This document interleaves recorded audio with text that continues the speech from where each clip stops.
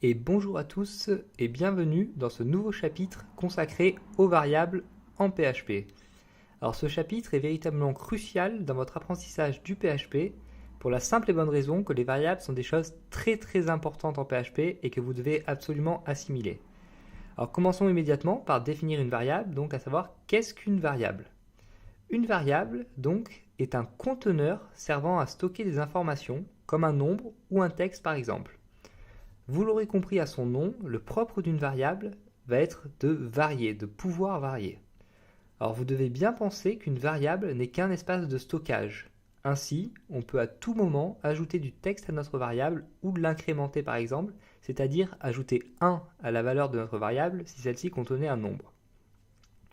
En PHP, les variables ne servent en plus à stocker une information que temporairement.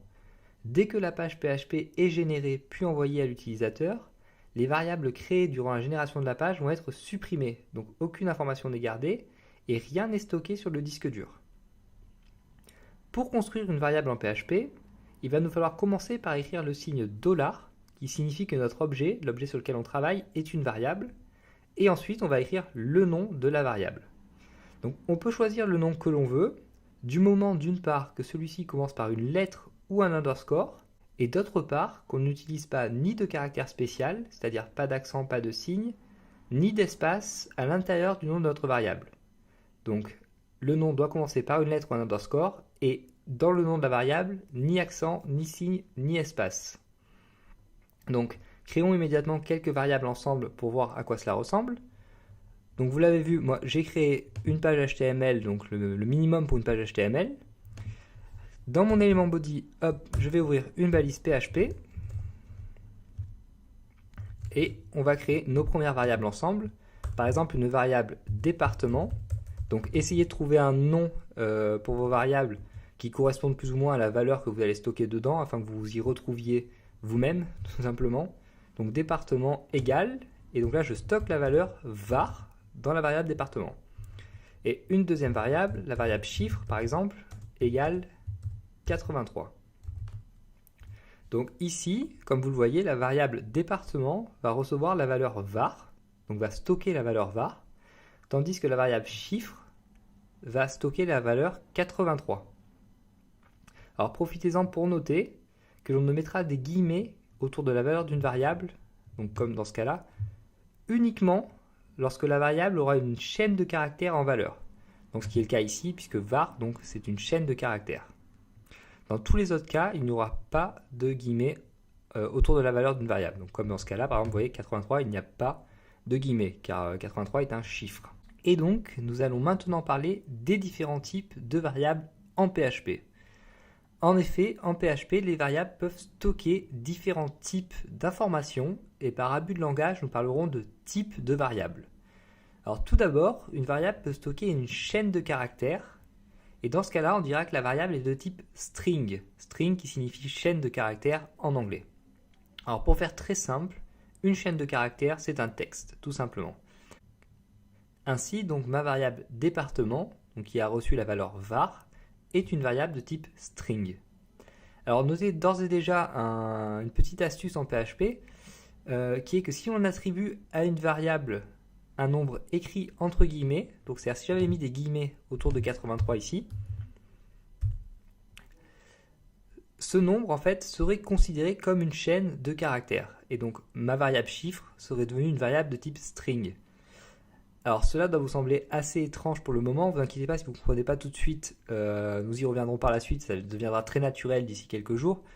Mais donc sachez seulement que si j'avais mis des guillemets ici, donc ça, ce serait considéré comme une chaîne de caractères, donc comme un texte, et donc je n'aurais pas pu additionner donc cette chaîne de caractères finalement maintenant avec une autre variable donc qui aurait stocké un chiffre. Par exemple, si j'avais une deuxième variable qui s'appelait par exemple nombre et qui avait stocké 4, j'aurais pas pu faire chiffre plus nombre, ça n'aurait pas fait 83 plus 4, ça n'aurait pas fait 87. Ça aurait fait 83 donc en valeur textuelle, donc finalement plus 4, ce qui est différent donc hop, de la valeur sans les guillemets. Donc en fait, retenez juste que si vous mettez des guillemets autour donc d'une variable qui stocke un chiffre, ce chiffre devient en fait une valeur textuelle. Donc on a dit une variable peut contenir donc une chaîne de caractères.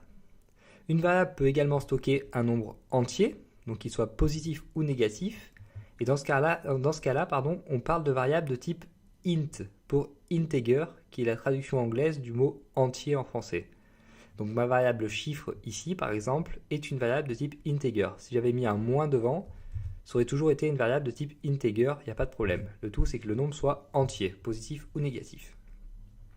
Donc une variable peut également contenir un nombre décimal, c'est-à-dire un nombre à virgule, et dans ce cas-là, la variable sera de type float.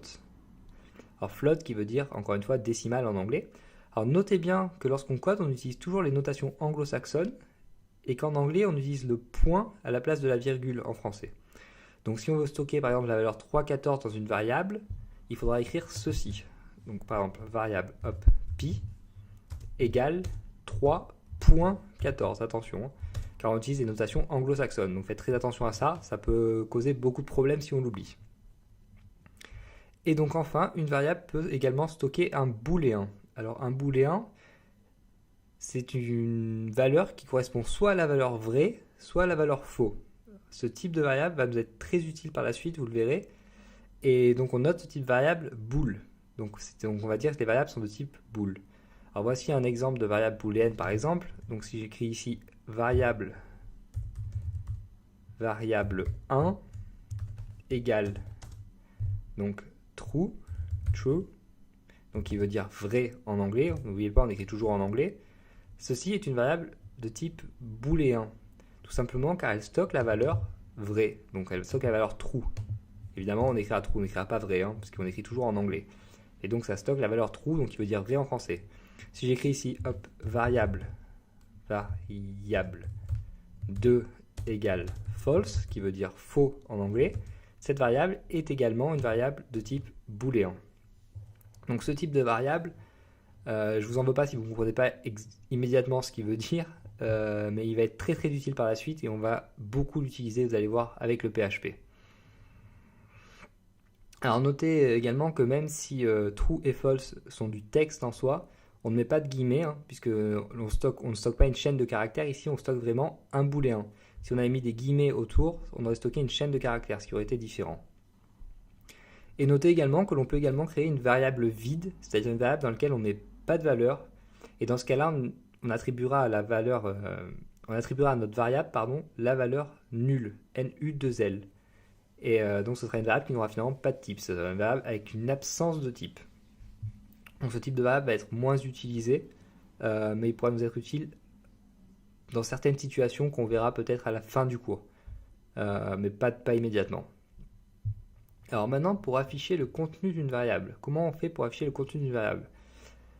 Donc jusqu'à présent, donc on a écrit donc, des variables, on leur a affecté des valeurs, mais si vous avez eu la curiosité d'aller voir le résultat dans votre navigateur, vous avez pu constater qu'aucune valeur ne s'affichait à l'écran. Et en fait, c'est tout à fait normal, puisque pour le moment, on n'a fait qu'écrire les variables et leur affecter des valeurs, mais on ne leur a pas demandé d'afficher ce qu'elles contenaient aux variables. Donc pour afficher ce que contient une variable, on va tout simplement utiliser l'instruction echo. Donc si on reprend nos premiers exemples, hop, donc je vais enlever ça pour le moment, on va tout simplement écrire ici echo département. Donc on ne met pas de guillemets parce qu'on n'écrit qu'une variable, donc il n'y a pas besoin de mettre des guillemets autour du nom de la variable. Et si on veut également afficher le contenu de notre variable chiffre, on écrit echo chiffre. Donc tout simplement, on enregistre et on peut aller vérifier le résultat immédiatement si vous voulez. Et donc vous voyez que les valeurs s'affichent bien correctement, donc la valeur var et la valeur 83. Donc là ici elles sont sur la même ligne et sans espace, tout simplement parce que j'ai pas mis ni d'espace ni de retour à la ligne entre mes deux variables, c'est pas un problème. Et donc on parlait à peine donc, de guillemets et on aurait pu également parler d'apostrophes. Et donc on va maintenant voir la différence, je vous l'avais promis, entre les guillemets et les apostrophes avec ce qu'on appelle la concaténation. Alors concaténer signifie littéralement mettre à bout deux chaînes de caractères pour en former une troisième qui va être une nouvelle chaîne de caractères. Donc. Alors jusqu'à présent, nous n'avons pu afficher que le contenu d'une seule variable à la fois, donc écho département, écho chiffre par exemple. Alors comment afficher le contenu d'une chaîne de caractères et celui d'une variable d'un coup? Alors, on pourrait utiliser plusieurs instructions écho, mais cela serait finalement très lourd, très peu esthétique et le code serait très peu optimisé. Donc je vous propose donc de concaténer du texte avec nos variables en utilisant cette fois-ci les guillemets, donc la première méthode qu'on va voir c'est être avec les guillemets, ou les apostrophes, et ce sera la deuxième méthode que l'on va voir. Alors commençons déjà par essayer de concaténer avec des guillemets. Donc cette première méthode est la plus simple, et pour cause, il suffit de mettre tout ce qu'il y a après écho entre guillemets tout simplement. Par exemple, si je veux écrire ici « Le Var est un département de France », je mettrai entre guillemets le, donc suivi de ma variable département qui contient le mot Var, est un département de France. Et je referme les guillemets évidemment. Hop, je vais même mettre un retour à la ligne derrière, afin que ce soit plus clair par rapport aux deux variables. Et donc là, on a concaténé donc notre texte, notre chaîne de caractères avec notre variable. On peut l'afficher si vous voulez, vous voyez que ça marche très très bien. On a bien le Var est un département de France, donc c'est le comportement attendu. Alors comme vous pouvez le voir, concaténer avec des guillemets est quelque chose de très simple, mais maintenant que nous avons vu cette méthode, je vous invite à l'oublier et à ne jamais l'utiliser, du moins si vous n'avez aucune raison valable, à ne jamais l'utiliser.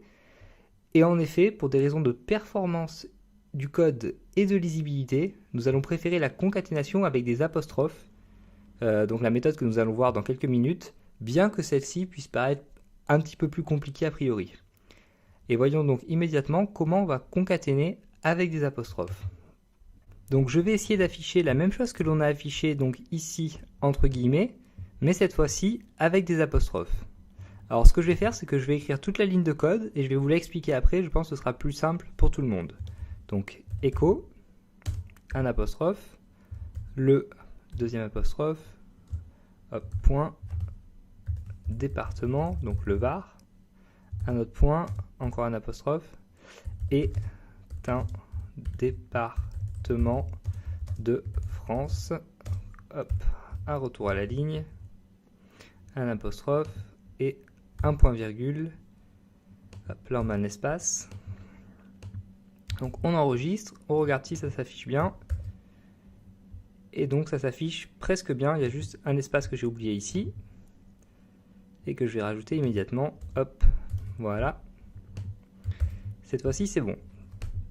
Alors qu'est-ce que j'ai fait donc sur cette ligne? Comme vous le voyez, concaténer avec des apostrophes semble plus complexe a priori, mais en fait finalement c'est assez simple quand on y regarde de plus près, et cela, ne vous inquiétez pas, cela se fera instinctivement, avec un peu de pratique, donc si vous faites l'effort de pratiquer un minimum.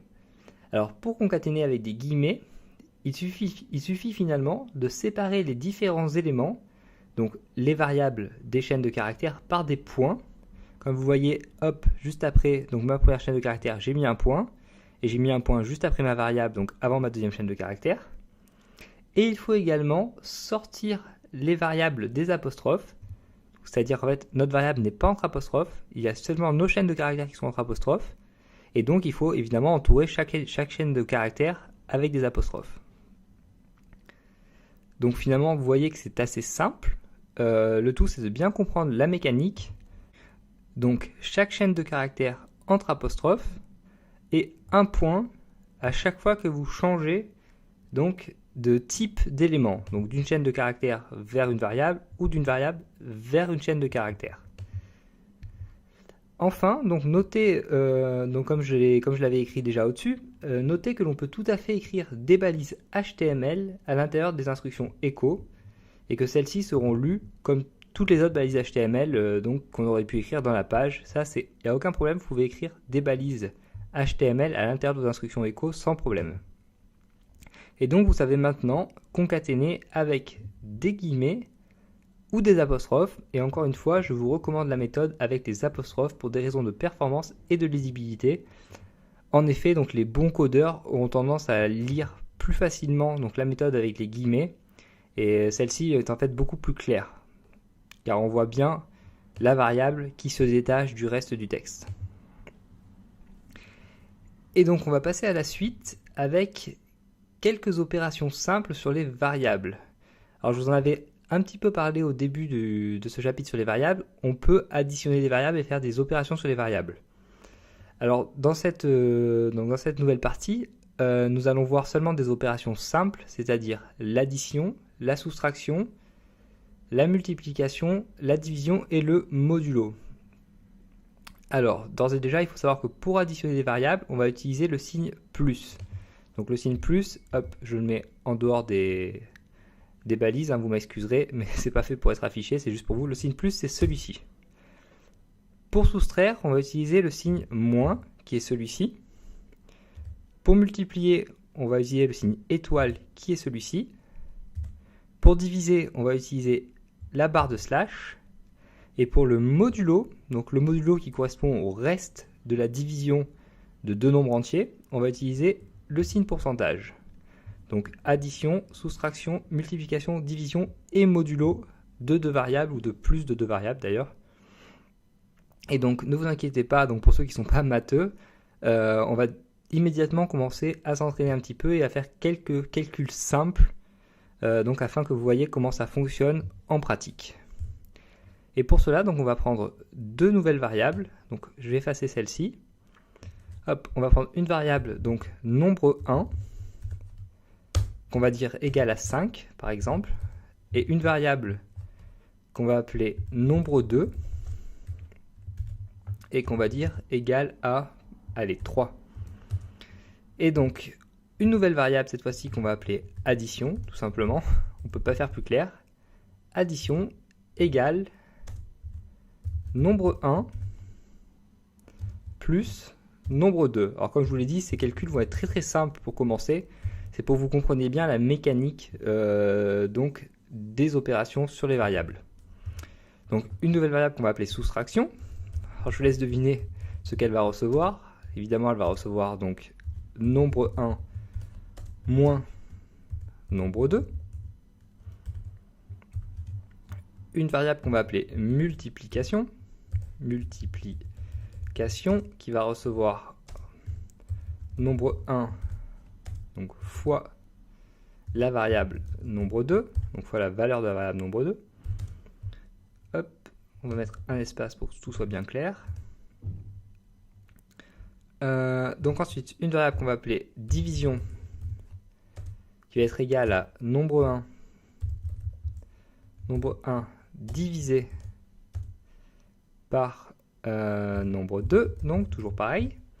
Et donc le modulo, donc, qui va être égal à nombre 1 au modulo, si vous voulez, du nombre 1, hop, divisé hop, sur le nombre 2. Et donc il ne nous reste plus qu'à afficher donc ces nouvelles variables. Hop, on va les écrire. On va écrire un écho. On va écrire tous les échos en dessous, ce sera peut-être plus simple pour vous, peut-être plus lisible. Donc écho addition pour commencer. Hop, je vais faire également un retour à la ligne entre chaque affichage afin que ce soit très clair. Sinon on va avoir tous les chiffres sur la même ligne et ça va être assez compliqué de savoir qui vaut quoi. Écho, donc en dessous, soustraction. Hop, je vais copier-coller ce petit bout de code. Écho, multiplication. Alors n'hésitez pas à faire les opérations en même temps que moi, hein, ça vous entraînera. Et je pense qu'on apprend à coder qu'avec l'entraînement, hein, donc n'hésitez vraiment pas à mettre la main à la pâte et à faire les opérations en même temps que moi. Écho division. Et donc écho, hop là c'est pas module que je voulais écrire, pardon, c'est modulo. Modulo, hop. Je viens de m'en apercevoir à peine maintenant, donc changer module en modulo. Donc écho modulo. Et donc un retour à la ligne également, ça peut toujours servir. Alors donc, si vous avez bien compris la mécanique, notre variable addition va recevoir ce que contient la variable nombre 1 plus ce que contient la variable nombre 2, c'est-à-dire va recevoir 5 plus 3, c'est-à-dire 8. Donc ça devrait afficher 8 théoriquement. notre variable soustraction va recevoir donc la valeur du nombre 1, de la variable nombre 1, moins la valeur de la variable nombre 2. Donc 5 moins 3, c'est-à-dire que ça devrait afficher 2. Donc on verra tout à l'heure si ça affiche bien ça, j'espère que ça affichera ça. Sinon c'est que je peux changer de métier. Alors la variable multiplication devrait afficher donc le contenu de la variable 1 fois le contenu de la variable 2, donc la variable nombre 1 fois le contenu de la variable nombre 2, pardon. Donc 5 fois 3, c'est-à-dire 15. La variable division maintenant donc, devrait stocker la valeur,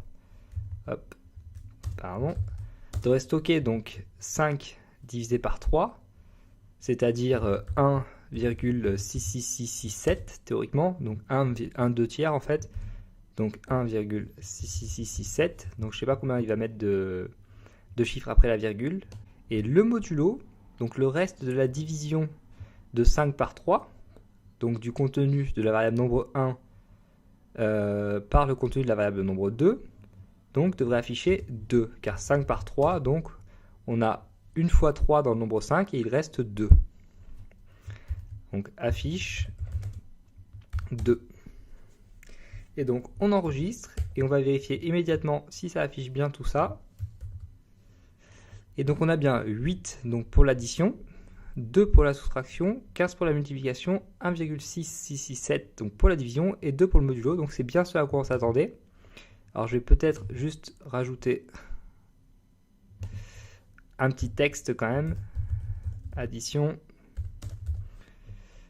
Donc 2 points.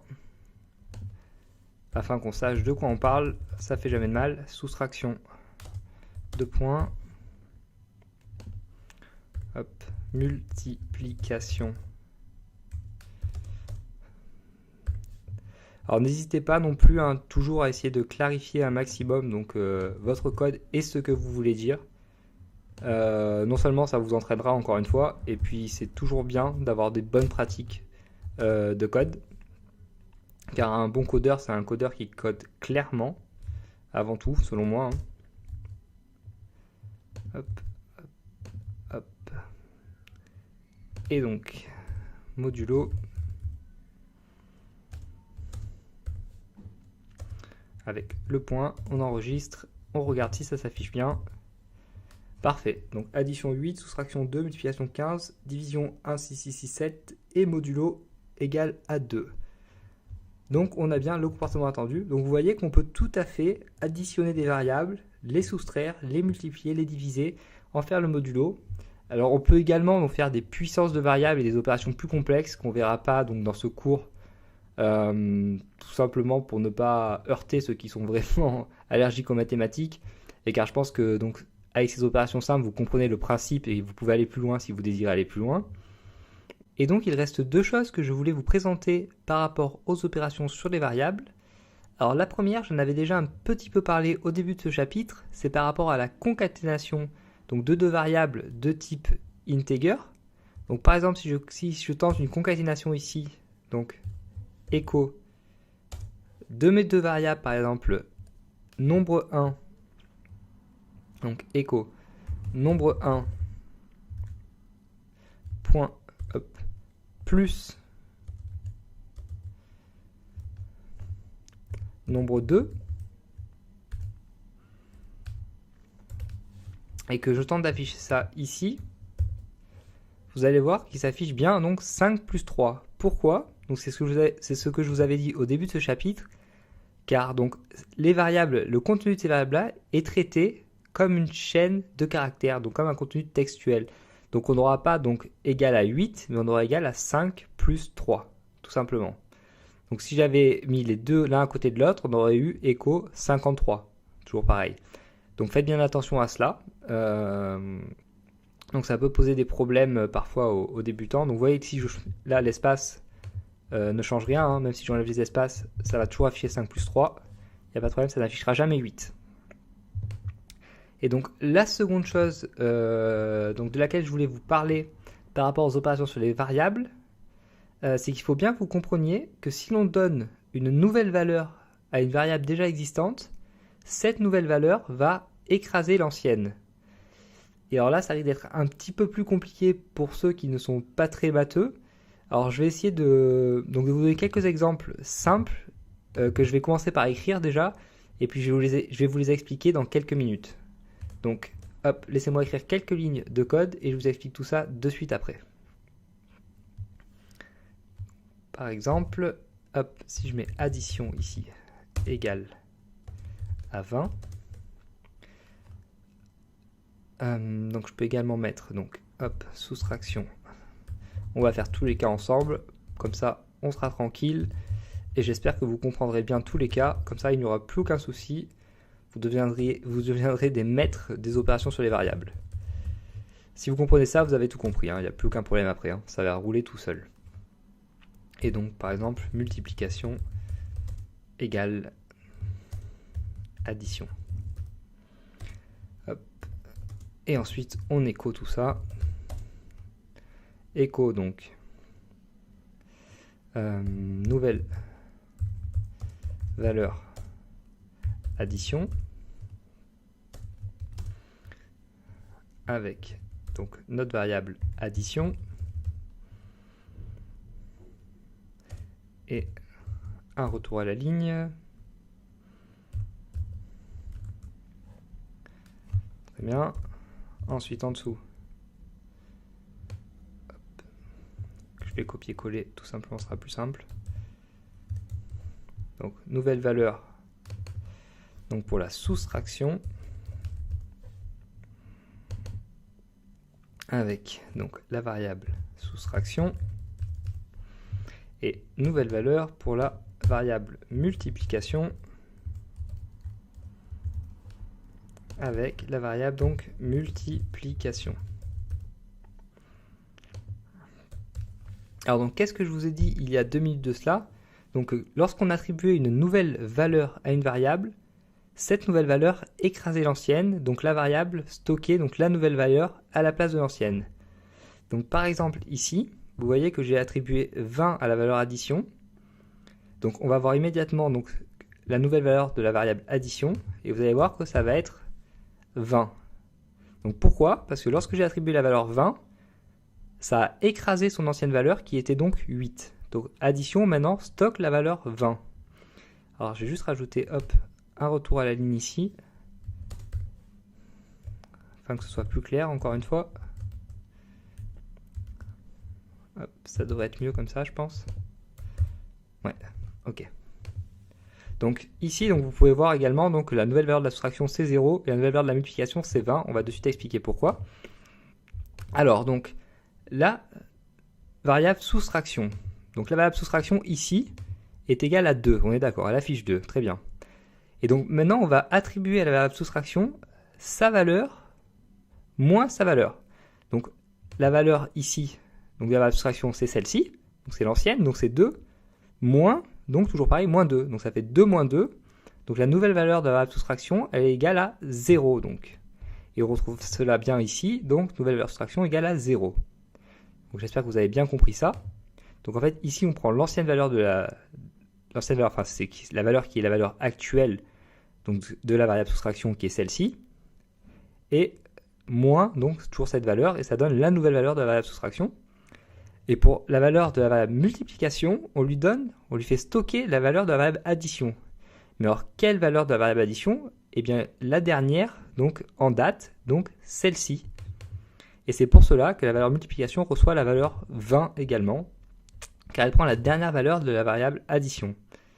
Et cela m'amène donc à vous mettre en garde sur l'ordre dans lequel vous allez calculer vos variables et l'ordre dans lequel vous allez stocker des valeurs dans vos variables. Car celui-ci est essentiel en fait pour votre résultat final. Car vous comprenez bien que si j'avais écrit addition égale 20 ici, à cet endroit-là, la valeur qui aurait été prise ici, ça aurait été celle-ci, la dernière en date. Donc faites bien attention à l'ordre dans lequel vous écrivez donc vos variables, les valeurs de vos variables et dans l'ordre dans lequel vous faites vos calculs sur vos variables. Cela a toujours une incidence sur le résultat final, donc sur le résultat que vous obtenez. Donc faites bien attention à cela, faites bien attention à avoir les choses dans le bon ordre, donc enfin, dans l'ordre que vous voulez du moins. Et donc c'est tout pour ces opérations sur les variables, donc pour cette introduction aux opérations sur les variables. Donc n'hésitez pas à pratiquer, d'autant plus donc si vous n'êtes pas très à l'aise avec les mathématiques, je vous conseille de ne pas esquiver cette partie et vraiment de pratiquer d'autant plus.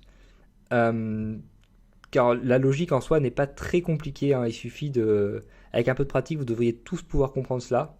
Donc je vous invite vraiment à pratiquer pour pouvoir bien comprendre, pour ensuite être capable d'assimiler la suite.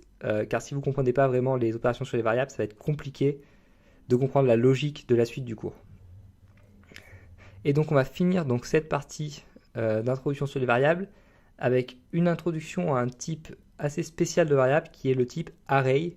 Donc array qui veut dire tableau en anglais. En effet, donc comme je vous l'ai dit précédemment dans ce cours, il existe en vérité de nombreux types de variables. Et comme je vous l'ai dit, donc nous n'allons aborder que les plus utiles et les plus utilisés donc dans ce cours. Donc nous avons déjà vu les variables de type string, integer, booléen, pardon, les variables de type float et la variable null. Et donc cette fois-ci, on va voir la variable de type array. Alors, une variable de type array est spéciale au sens qu'elle peut contenir plus d'une valeur, puisqu'en fait, ça va être un tableau. Donc, si vous voyez dans un tableau, il y a plusieurs valeurs. Il y a potentiellement plusieurs valeurs. Et d'ailleurs, c'est par ailleurs le seul type de variable qui permet à une variable de contenir plusieurs valeurs.